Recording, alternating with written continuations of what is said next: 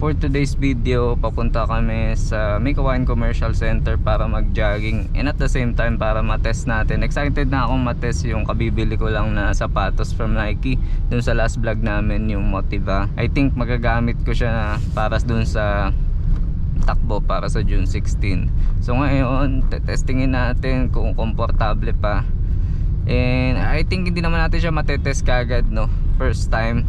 Hindi natin makikita lahat doon sa unang test, pero tignan natin yung initial test ko kung kamusta si Motiva.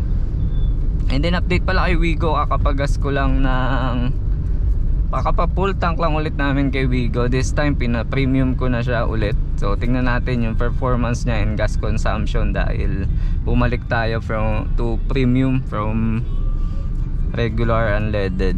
And swerte lang dahil ngayon pala is may parang promo si Shell, no, na kapag naka 2,000 ka sa gasoline is may libre kang 1.5 na coke yun. So nagulat kami, binigyan kami.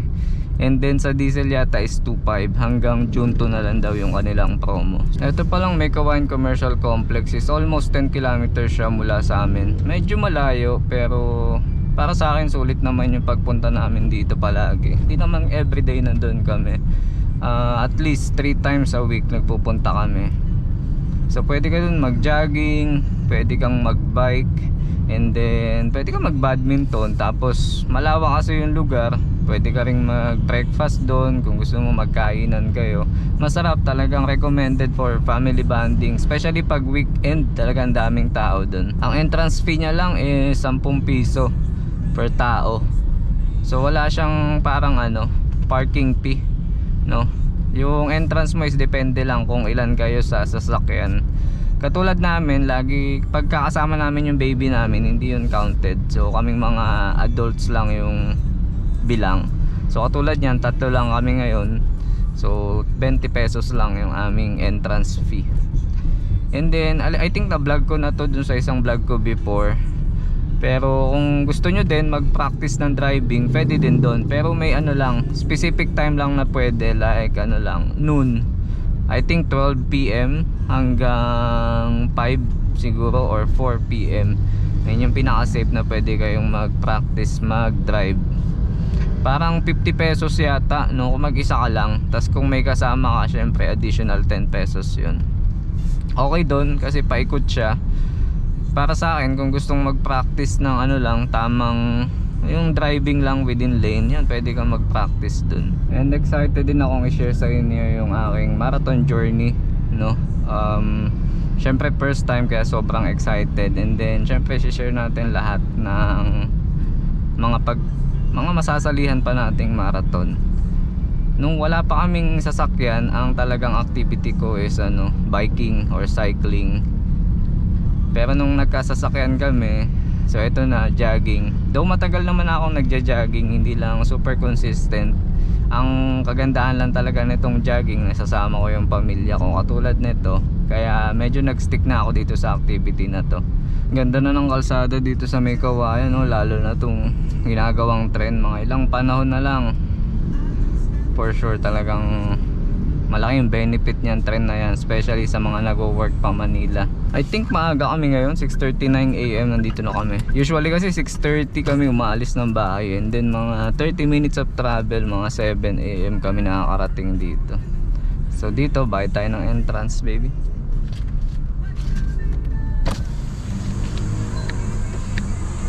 Dalawa lang, boss. Thank you.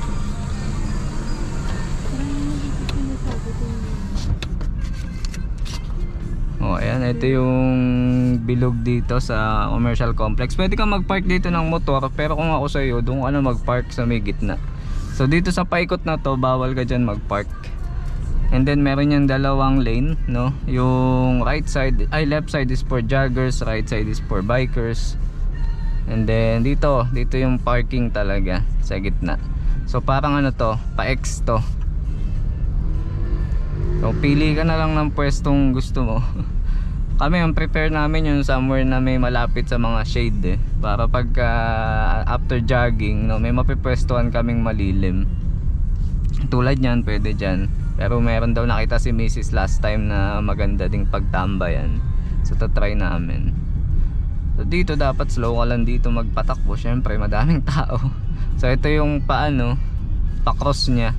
So may mga parkingan din dyan, pati dito may basketballan. Saan ba ito?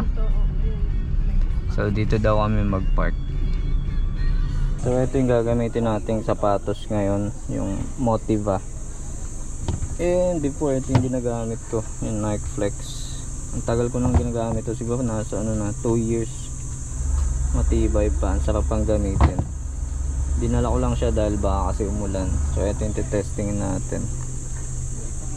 Yung kulay si Mrs. pumili nito medyo wala na kasing ibang kulay dun, red and saka ito na lang.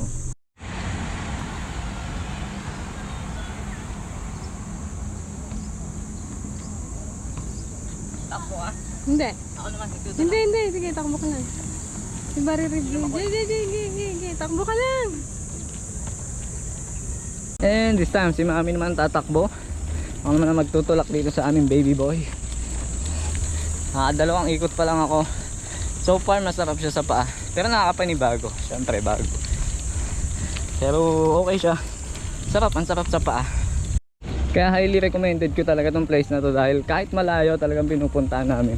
Kasi tignan nyo naman, ang daming puno. No, presko yung hangin dito Mapuno. Kaya lakad ka lang dito, mag-enjoy ka. So yun, joggers dito sa side na to, bikers sa kabila. Dito sa may gitna may basketball court.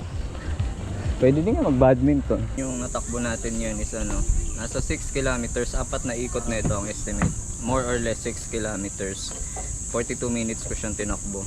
And then yung sinalihan nating marathon is 10 kilometer. 8:09 AM kami ay pauwi na. Sulit na, nakapag-enjoy na. Si Mrs. nakatakbo kahit papano. Ito pala, meron din palang Zumba dito. Alam ko may bayad lang pagka nag-join ka. Hindi ko alam kung 100 o 50. Pero okay na din kung minsan lang naman. Yung mother ko kapag kasama namin, sumasali dyan minsan. Ayan nga pala, kung di mo pa nang-i-click yung subscribe button dyan, pa-click naman. Especially kung nagustuhan mo yung video at sinamahan mo kami dito, pa-like naman po. So from today, meron pa akong like 15 days para may condition yung katawan ko. Feeling ko kaya ko naman. Recently lang medyo di kami nakatakbo masyado, kaya parang 6 kilometer tinatamad na ako. Nakakatamad, may feeling na nakakatamad na. Pero I guess kaya naman. So unti-unti kukondisyon ko ulit yung katawan ko. And pagdating naman sa pagtakbo, syempre hindi din tayo expert dyan, no? Ito sinishare ko is journey ng beginner lang din sa ganitong activities, especially sa marathon. So kung ikaw goal mo din one day na makasali ng marathon, hopefully makapagbigay ako ng kahit pa paanong tips sa inyo. Sana ma-document ko tong journey ng marathon na to. Kasi yung mga first time nating experience, talagang 'di ba masarap balikan yun na one day kapag tanda mo, papanood mo yung mga na-achieve mo, mga goal na na-meet mo before. And then kung interested ka palang mag-join dito sa sinasabi kong takbo na sponsored by Maxiker and Stout Drugstore, lagay ko na lang yung link dito sa description ng video. Yung 10k is nasa 900 ang registration fee, pero nasa 1,000 plus siya kasama na yung processing fee. Parang 3k is nasa 600, something like that.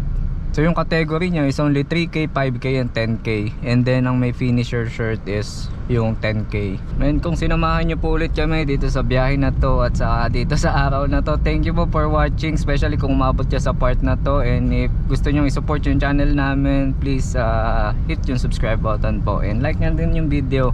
And hanggang sa muli, ingat po tayo palagi. God bless. Bye bye.